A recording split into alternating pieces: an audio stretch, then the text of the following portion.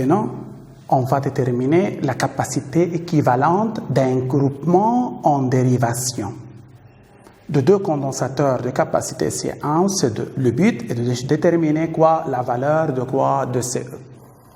Tout d'abord, on va étudier ce circuit. Lorsqu'on ferme l'interrupteur, le condensateur a l'habitude de quoi? De faire sortir des électrons de cette armature et de cette armature. Donc, les électrons se déplacent dans ce sens. Si, par exemple, ici sort 3 électrons, ici, il apparaît 3 protons. Si ici sort 2 électrons, ici, il apparaît quoi? 2 protons. 3 électrons d'ici et 2 électrons de là, par suite, le nombre d'électrons qui rejoint ici, c'est 5 électrons. Donc, 5 électrons vont passer d'ici jusque là. Maintenant, remarquons bien, les électrons se déplacent dans ce sens.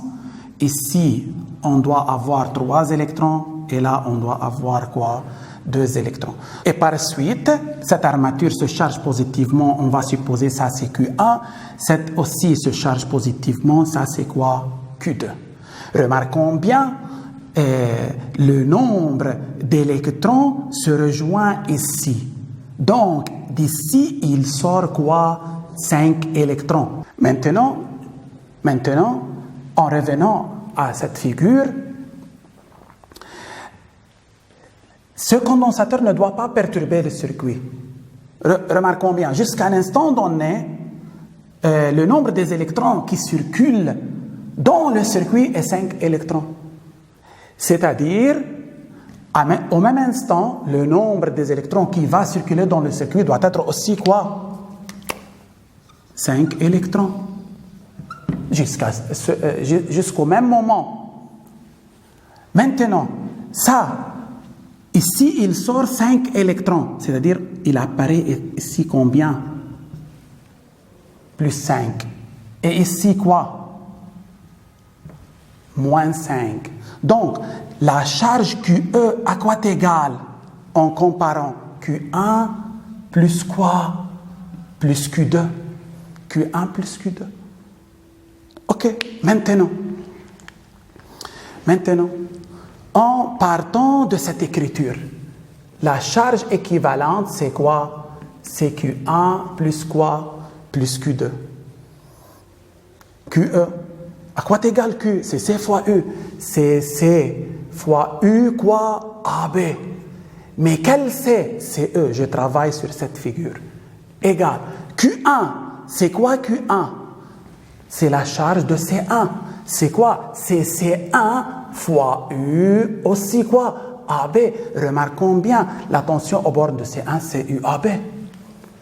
Il en est de même. Plus C2 fois quoi? Fois UAB. Maintenant, je remarque que UAB est un facteur commun et par suite, CE égale C1 plus C2. Après, la simplification par quoi? Par UAB dans les deux quoi? Dans les deux membres.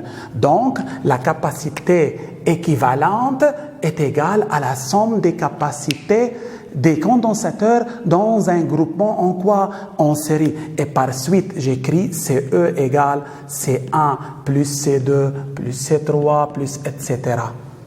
Et remarquons bien, notez bien, la charge équivalente du groupement est égale à Q1 plus Q2 plus Q3 plus etc. Tout le monde d'accord? Maintenant, sous titre d'exemple, qu'est-ce qu'on a?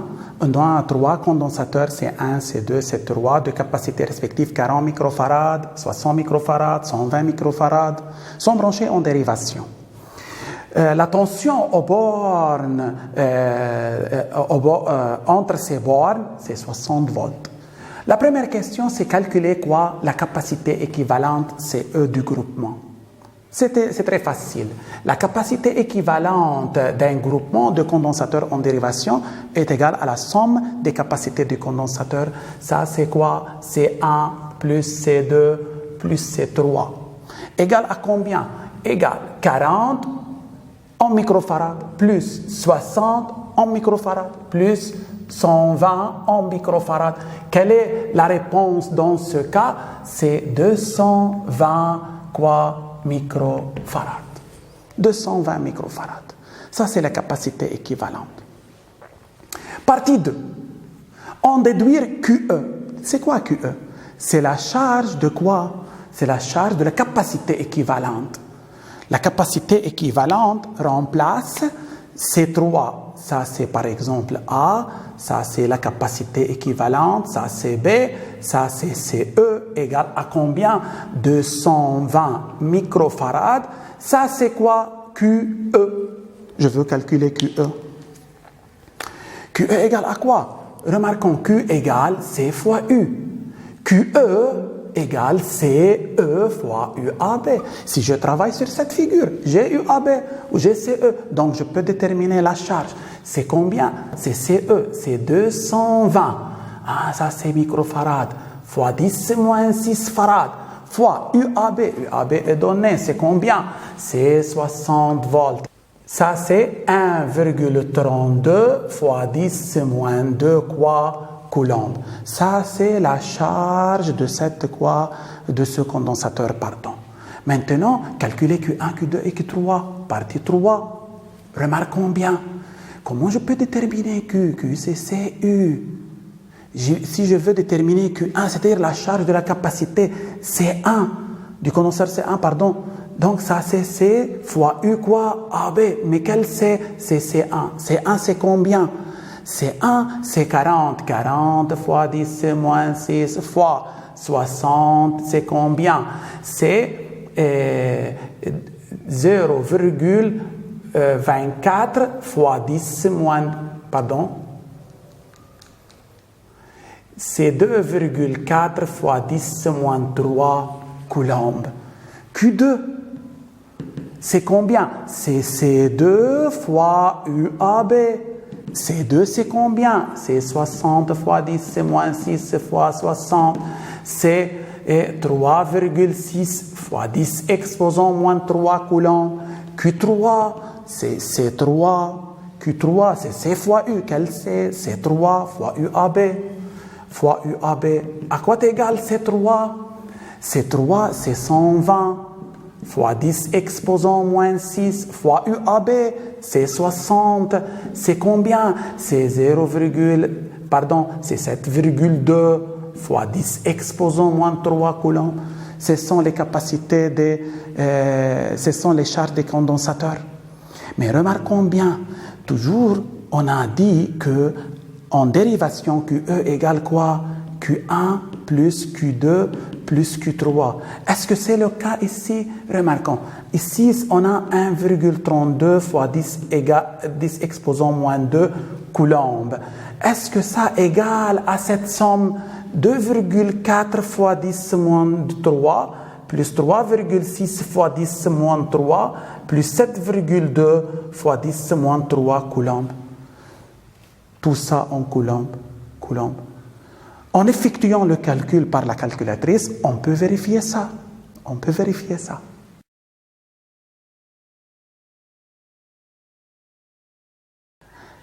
Maintenant, pour retenir ça correctement, remarquons, on sait que la résistance équivalente de deux conducteurs ohmiques en série est la somme des résistances de ces conducteurs.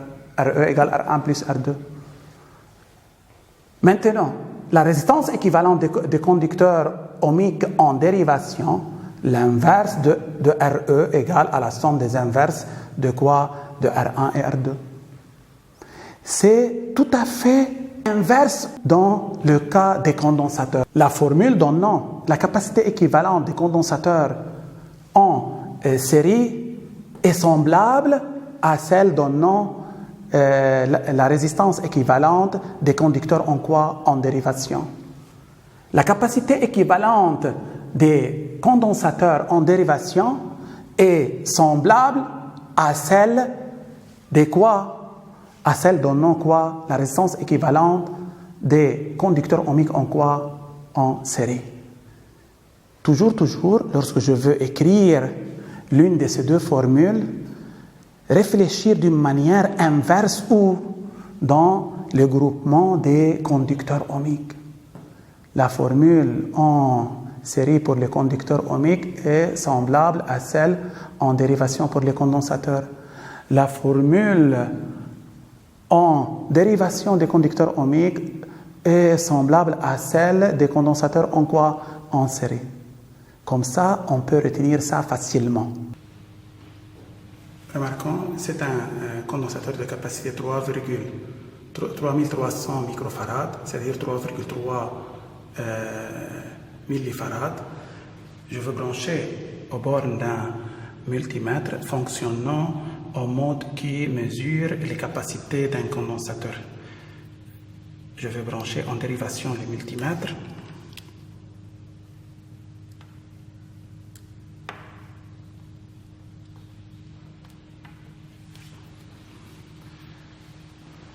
On va vérifier l'indication.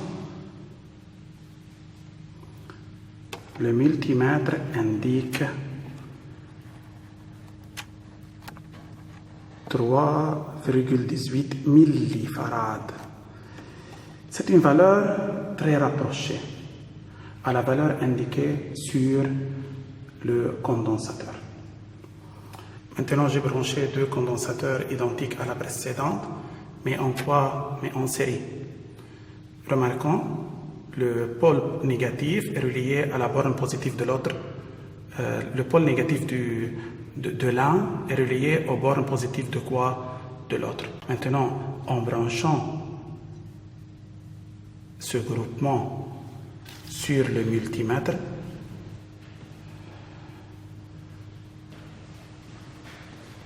quelle est l'indication maintenant du multimètre? Remarquons, c'est 1,578 millifarads.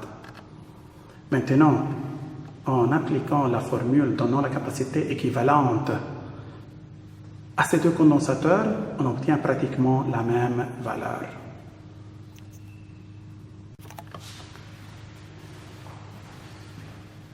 Maintenant, en branchant ces deux condensateurs identiques en dérivation, remarquons le pôle négatif de l'un relié au pôle négatif de l'autre, positif avec positif.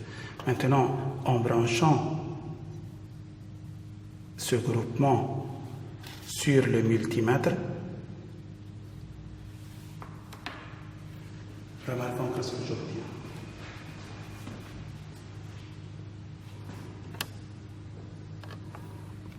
Remarquons qu'est-ce que j'obtiens.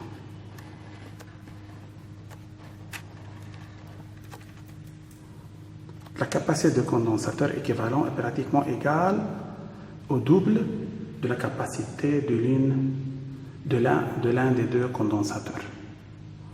Et ça est vérifié par la formule.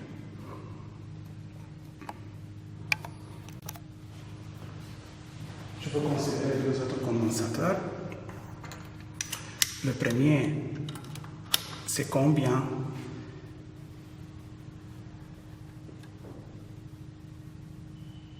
C'est 7,0506 microfarads.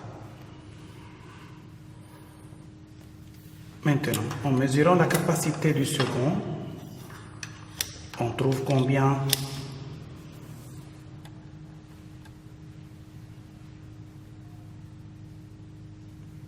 Pratiquement 1 microfarad. 1 microfarad. Je veux brancher ces deux condensateurs tout d'abord en quoi? En série, comme ça. Et je vais mesurer leur capacité équivalente.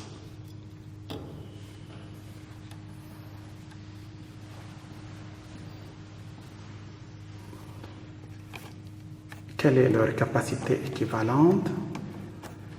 Elle est, remarquons, 874,5 nanofarads. Ça, c'est leur capacité quoi?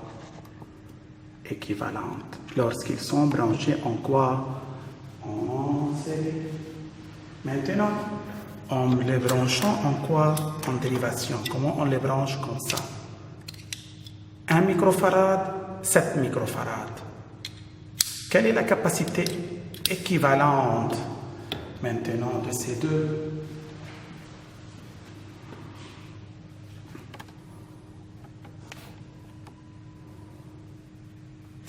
Remarquons la capacité équivalente. C'est 8,11, 8,1 microfarad, ou à peu près 8 microfarad. On peut vérifier ça par la formule. Maintenant, sous titre d'application, on a un groupement de 3 condensateurs. C1 de capacité de 150 microfarads, C2 de capacité 100 microfarads, C3 de capacité 400 microfarads, Q1, Q2 et Q3 sont les charges de ces condensateurs. La tension aux bornes du groupement, c'est UAM, excusez-moi, c'est combien? UAM, c'est 9 volts. Qu'est-ce qu'on demande? On demande de déterminer la capacité équivalente au groupement. Maintenant, remarquons, les condensateurs ne sont ni tout en dérivation, ni tout en quoi en série. En remarquant bien, puisque ces deux condensateurs sont reliés aux mêmes bornes, alors ces deux condensateurs sont en quoi? Sont en dérivation. Et par suite, je peux déterminer leur capacité quoi? Équivalente. Maintenant, premièrement, tout d'abord, on dit que C2 et C3 sont en dérivation. Donc, leur capacité équivalente est notée par exemple C2,3, c'est-à-dire c'est la capacité équivalente au condensateur C2 et C3, est égale à quoi? Est égale à la somme des capacités des condensateurs en dérivation. Égale combien? 100 microfarads plus 400 microfarads, on obtient quoi? 500 microfarads. 500 microfarads. Maintenant, qu'est-ce que je fais? Je représente une autre figure. Ça, c'est C1 qui est quoi? 250 microfarads. Ça, c'est A, ça, c'est B. On remplace A et B par quoi? On remplace C2, C3 par quoi? Le condensateur équivalent qui est C2,3 égale quoi? 500 microfarads. Ça, c'est le point M. Maintenant, cette figure montre quoi? Montre que C1 et C2,3 sont deux condensateurs branchés en série. Donc, on peut déterminer leur capacité équivalente. Maintenant, C1 et C2,3 sont en quoi? En série. Et par suite, je peux déterminer leur capacité équivalente en écrivant 1 sur CE, qui est la capacité équivalente de tout ce circuit, tout ce groupement, égale 1 sur C1 plus 1 sur quoi? C2,3. Et par suite, ça c'est 1 sur combien? C'est quoi C1? 250. Il n'est pas nécessaire de transformer ça en farad. On travaille ici et ici sur le microfarad pour obtenir ici quoi? Microfarad. Plus 1 sur C2,3, c'est combien? C'est 500. 1 sur CE égale à combien? D'après la calculatrice, on obtient 3 sur 500 et par suite, à quoi est égal? CE égale 500 sur 3, ça c'est en microfarad et par suite, CE égale à combien? 160, à peu près 167 quoi? Microfarad. Donc, la capacité équivalente à ce groupement de condensateurs, c'est 167 microfarads. Et par suite, je peux remplacer tous ces condensateurs du groupement par un seul de capacité quoi? CE à peu près 167 quoi? Microfarads. ça c'est A, ça c'est M. Ça c'est la capacité équivalente qui remplace ce groupement. Maintenant, partie 2. Dans la partie 2, qu'est-ce qu'on demande? Calculer la charge et la tension de chaque condensateur. C'est-à-dire, je veux trouver Q1, Q2, Q3, UAB, UBM. UBM est la tension commune entre les deux condensateurs C2, C3. Donc, comment on va procéder? Qu'est-ce que j'ai? J'ai UAM égale combien? 9 volts. J'ai UAM, la tension du groupement, c'est-à-dire ça, la tension de ces deux condensateurs aussi. Il en est de même, ça c'est la tension du condensateur équivalent. Maintenant, comment je veux procéder? Remarquons bien. J'ai la tension UAM, j'ai CE, donc d'après la formule Q égale C fois U, j'ai C, j'ai UAM 9 volts, donc je peux déterminer quoi? La charge du condensateur. Notons que cette charge est quoi? Est QE. Mais remarquons bien, QE est la capacité et la charge de la capacité équivalente, qui est équivalent à qui aussi?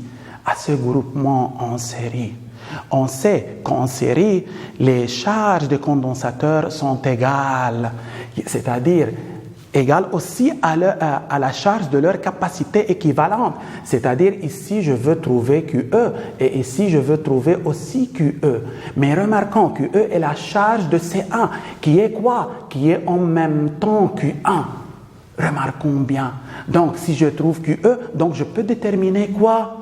La charge du condensateur C1. Et si j'ai la charge et la capacité, donc je peux déterminer UAB. Remarquons bien. Maintenant, qu'est-ce que je fais? D'après quelle figure je veux noter ici? Ça c'est la figure 1, ça c'est la figure 2, ça c'est quoi? La figure 3. D'après la figure quoi? 3. Qu'est-ce que je peux calculer? Q égale C fois U. Mais ici, c'est CE. Et ici, c'est UAM. Q, c'est QE. Égale CE, c'est combien? CE, je veux prendre 500. Pourquoi? Sur 3 microfarads fois 10,6. Car je peux simplifier ici, ça c'est 9 volts. Je peux simplifier 9 par 3. Qu'est-ce que j'obtiens? J'obtiens 1,5 fois 10 exposant moins 3 quoi? Coulomb. Ça, c'est quoi? La charge de la capacité équivalente. C'est la charge, du condensateur équivalent.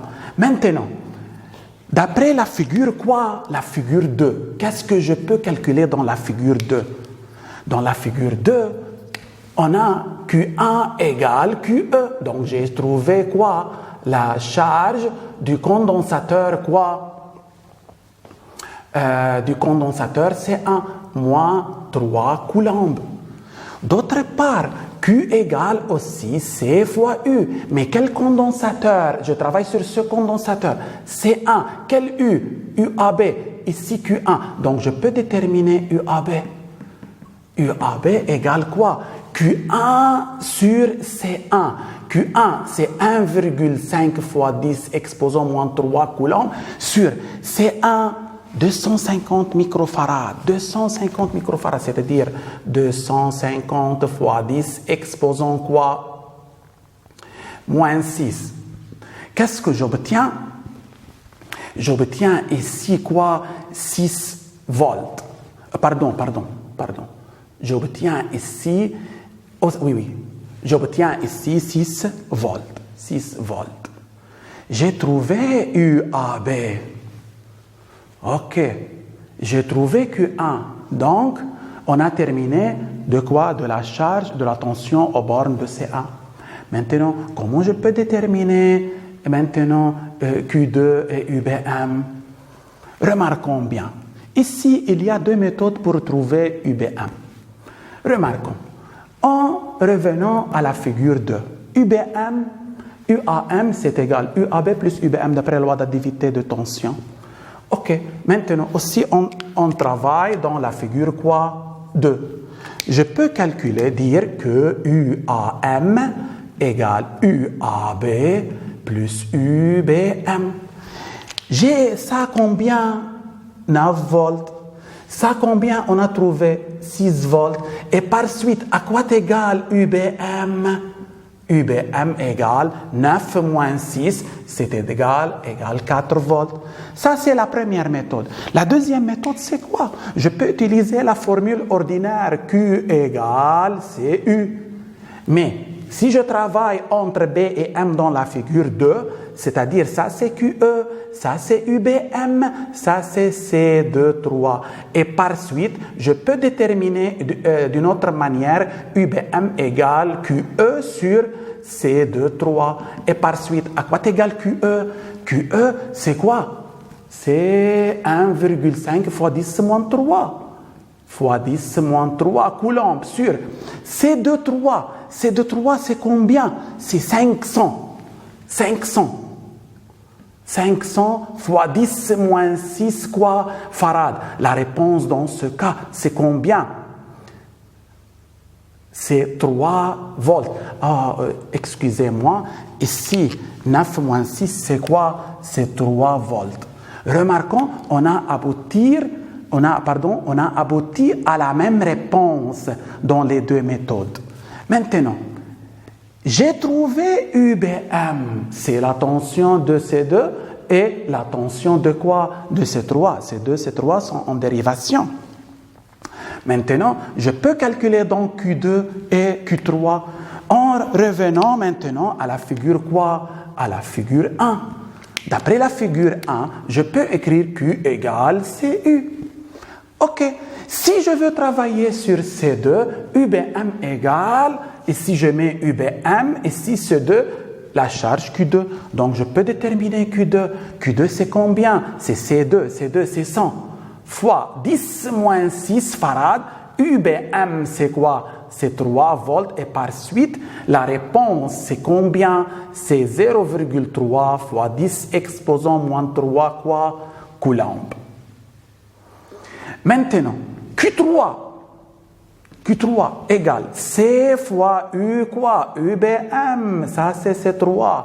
Je travaille ici. UBM égale à quoi? Q fois C. Q égale C fois UBM. Ok? Maintenant, égale Q, c'est combien? C3, c'est combien? 400 microfarads fois 10 moins 6 fois 3 volts égale combien? 1,2 fois 10 moins 3 quoi? Coulombs. On a trouvé quoi? La charge Q2 et la tension UBM correspondant à ces deux. On a trouvé Q3 et la tension UBM correspondant à C3. On a trouvé Q1 et UAB correspondant à quoi? À C1. Maintenant, remarquons une remarque très importante. On a dit toujours, en dérivation, que la somme des charges des condensateurs est égale à la charge de leur condensateur équivalent. Donc, si je mets ici QE et ici Q2 plus Q3, Q2 c'est 0,3, Q fois 10 moins 3, Q3 c'est 1,2 fois 10 moins 3. Si je fais la somme de ces deux, j'obtiens 1,5 fois 10 moins 3 quoi? Coulombs. Ce n'est autre que quoi? Regardez ici. Ce n'est autre que QE. Donc, on a vérifié QE égale Q2 plus Q3. Donc, notre travail se conforme avec la théorie.